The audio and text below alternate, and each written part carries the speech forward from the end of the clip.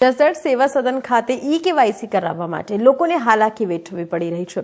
Server down હોવાને કારણે લોકો હેરાન પરેશાન છે। વહેલી સવારથી જ આધાર અને ઈ-કેવાયસી માટે લાંબી લાઈનો લાગી છે।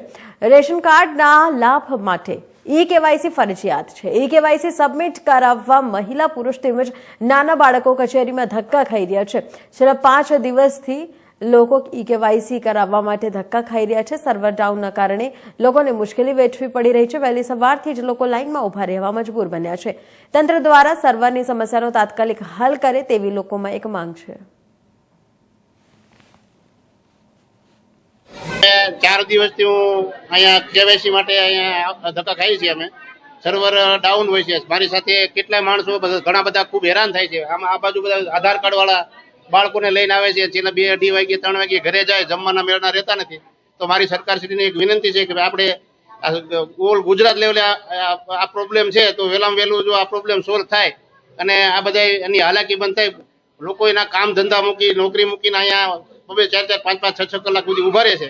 તો જો સર્વરનો પ્રોબ્લેમ હોય તો કાયમ માટે જો આ પ્રોબ્લેમ રહે તો મારે સરકારની એક વિનંતી છે કે વહેલામાં વહેલું સર્વરની કંઈક વ્યવસ્થા કરે। અને મીડિયા વાળાને મારી વિનંતી છે કે આપ સરકાર સુધી અમારો અવાજ પહોંચાડો અને વહેલામાં વહેલા પબ્લિકનું કામ થાય અને પ્રજાનું સારી રીતે કામ થાય। રમેશભાઈ ગેલાણી।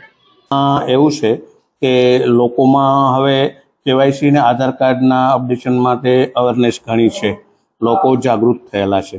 પ્લસ લોકોનો ધસારો અમારી ઓફિસમાં ઘણો હોય છે।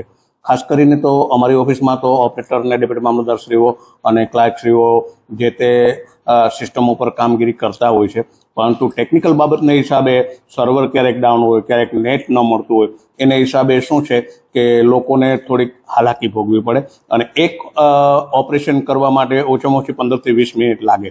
એના કારણે આ પ્રશ્ન ઉપસ્થિત થયા છે। લોકોને થોડુંક વેઇટ કરવું પડે અને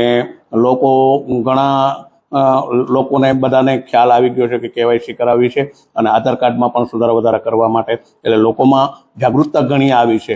એટલે એના કારણે થોડું ઘણું લોકોને હેરાનગતિ થાય છે એવું અમે સમજી શકીએ છીએ।